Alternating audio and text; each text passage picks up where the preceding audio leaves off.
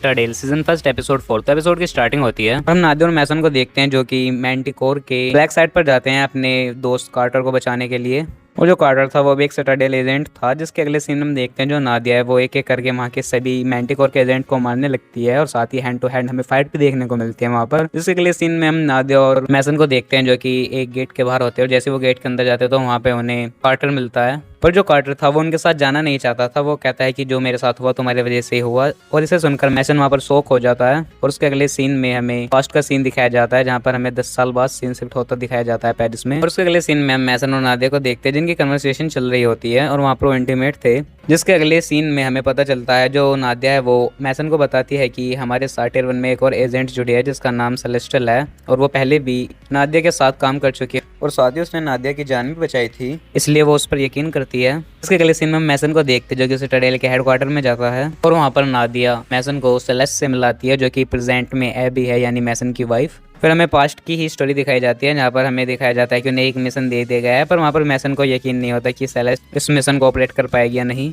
जहाँ पर वो उस मिशन में देविक और आंद्रेस के बारे में बात करते हैं जो कि वही ब्रदर्स होते हैं जो कि मैसन के पीछे पड़े हैं प्रेजेंट टाइम में। यहाँ पर हमें उनके लीगल बिजनेस के बारे में वहाँ पर बताया जाता है। साथ ही हमें वहाँ पर पता चलता है जो आंद्रेस है वो एक कैम्ब्रिज ग्रेजुएट है और वो काफी डिफरेंट टाइप की वेपन भी बनाता रहता है और उन्हें बेचता रहता है और अब वो ओज की बना रहा है, पर अभी वो उसकी कंप्लीट नहीं हुई है। अगर वो कंप्लीट हो जाएगी तो वो किसी भी कंट्री के इन्वेस्टर को हैक कर सकते हैं। पर हमें पता चलता है जो सेलेस्ट है वो भी स्मार्ट और वो वहाँ पर बताती है कि ऐसा करने के लिए उसे बहुत सारा डेटा चाहिए और ऐसा करने में उसे 2 से 3 साल लग जाएंगे। और जहाँ पर नादिया बताती है कि मैं जानती हूँ सेलेस्ट जो है वो स्मार्ट है और इसलिए इसे इस मिशन के लिए चुना गया है। साथ ही वहाँ पर हमें बताया चलता है कि सेलेस्ट का एक भाई भी है जिसका नाम डेविड है। पर जो मैसन था उसे अब भी उस पर यकीन नहीं हो रहा था कि वो पहले कभी सिर्फ 3 हफ्तों के लिए ही अंडर कवर एजेंट रही थी। जिसके अगले सीन में मैसन उसे बताता है कि कैसे अंडर कवर एजेंट रहना चाहिए। उसके अगले सीन में हम सेलेस्टियल को देखते हैं जो कि अपने बाल कलर कर लेती है और उसके अगले सीन में वो एम्स्टर्डम पहुंच जाती है। वहाँ पर वो एक बार में एंड्रेस से मिलती है और वहाँ पर वो अपना नाम बिरियल बताती है एंड्रेस को। और इसके अगले सीन में हम देखते हैं जो सेलेस्टियल है वो एंड्रेस के साथ रिलेशनशिप में है और साथ ही वो उसकी के बारे में पता करने की भी कोशिश कर रही होती है जैसा कि उससे मैसन ने कहा था।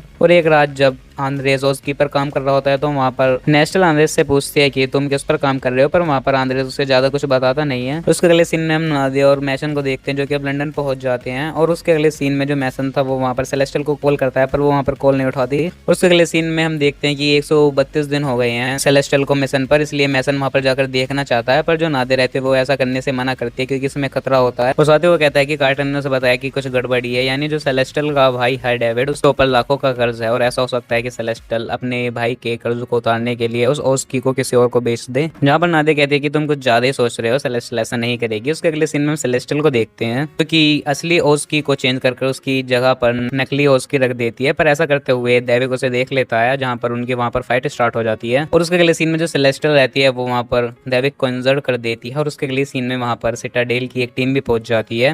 और उसके बाद हम सिटाडेल के हेडक्वार्टर में मैसन को देखते हैं जहाँ पर कि कार्टर उसे बता रहा होता है कि टीम के बहुत से लोग मारे गए हैं पर जो सेलेस्टियल है वो अब ठीक है। और साथ ही आंद्रेस को पकड़ लिया गया है पर जो देविक है वो वहाँ से भाग चुका है और उन्हें ओज की भी नहीं मिली है। और वहाँ पर जो मैसन था वो गुस्से में था और उसके अगले सीन में उसके पास मैसेज आता है कि केस आ चुका है, जिसके बाद मैसन रिप्लाई करता है कि इसके बारे में किसी को नहीं बताना। जिसके अगले सीन हम देखते हैं हेडक्वार्टर में ग्रेस भी आ जाती है और वो मैसन से कहती है कि पता लगाओ देविक और ओस्की के बारे में। और उसके अगले सीन में जो मैसन रहता है वो सेलेस्टियल से इन्वेस्टिगेट करने के लिए जाता है जहाँ पर नादिया भी उसके साथ चलने के लिए कहती है पर मैसन वहाँ पर मना कर देता है और वो अकेले ही चला जाता है। और उस इन्वेस्टिगेशन में जो मैसन था वो सेलेस्टियल से पूछता है कि ओस्की कहाँ पर है, जहाँ पर सेलेस्टियल कहते हैं कि वो मेरे बैग में ही थी पर अब वो उसके बैग में नहीं है। जहाँ पर मैसन से डेविक के बारे में पूछता है जहाँ पर सेलेस्टियल बताती है कि डेविक को मैंने वहीं बांधा था। और साथ ही वो कहती है कि मेरा काम हो ही गया था पर तुम्हारी टीम वहाँ पर आ गई थी जिसकी वजह से मेरा काम पूरा नहीं हो पाया। और उसके अगले ही सीन में जो मैसन था वो उस पिट के बारे में बात करने लगता है जहाँ पर वो उसकी लाइव लोकेशन दिखाता है डेविड की। पर मैसन को यही लग रहा था कि जो उसका भाई डेविड है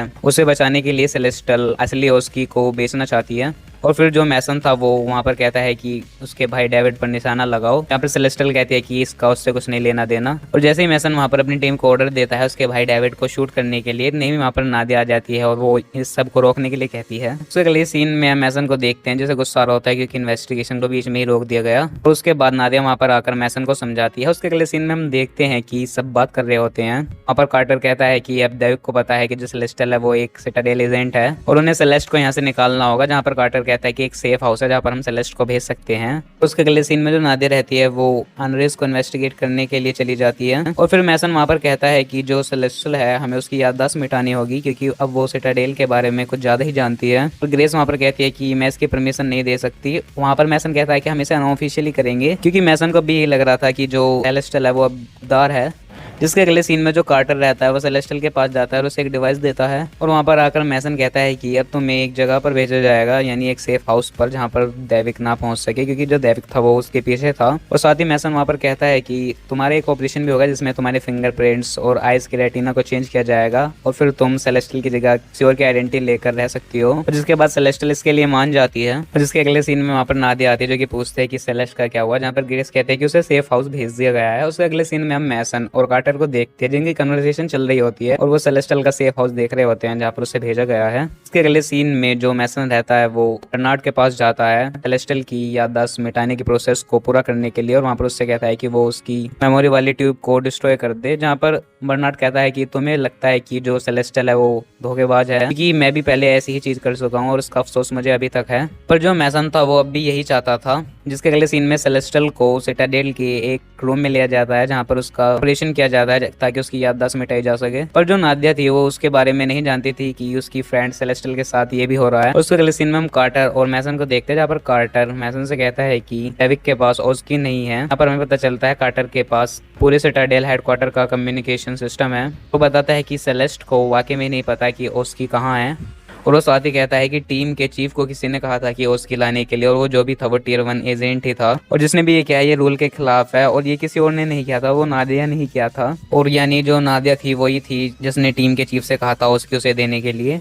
और जहाँ पर कार्टर जानता है कि ये सब मैसन को भी पता है पर फिर भी मैसन ने सेलेस्टियल की याददाश्त मिटवाई क्योंकि वो नहीं चाहता था कि किसी को भी नादिया पर शक हो। पर जो मैसन था वो नादिया से प्यार करता था इसलिए उसने ऐसा किया और इसलिए यहाँ पर ऐसा कहा जा सकता है कि जो गद्दार है वो कोई और नहीं वो नादिया ही है। और इस तरह से स्टोरी दोबारा प्रेजेंट टाइम पर शिफ्ट होती है जहाँ पर हम नादिया और मैसन को देखते हैं जो कि कार्टर को बचाने के लिए गए होते हैं। पर जो कार्टर था वो उनके साथ नहीं जाना चाहता था और साथ ही वो वहाँ पर कहता है कि ये जो कुछ भी हुआ है ये नादिया की वजह से ही हुआ है। और इस सीन के साथ इस एपिसोड का यहाँ पर एंड हो जाता है। तो आई होप आपको इस एपिसोड की एक्सप्लेनेशन पसंद आई हो। और हाँ, अगर आपको इसकी पूरी स्टोरी जाननी हो तो इसके पिछले एपिसोड्स की लिंक भी मैंने इस वीडियो की डिस्क्रिप्शन में दे दिया, आप उन्हें भी कंप्लीट देख सकते हैं। तो इस वीडियो में इतना ही, मिलूँ आपको नई वीडियो में नई मूवी या फिर नई वेब सीरीज के एक्सप्लेनेशन के साथ। तब तक के लिए गुड बाय।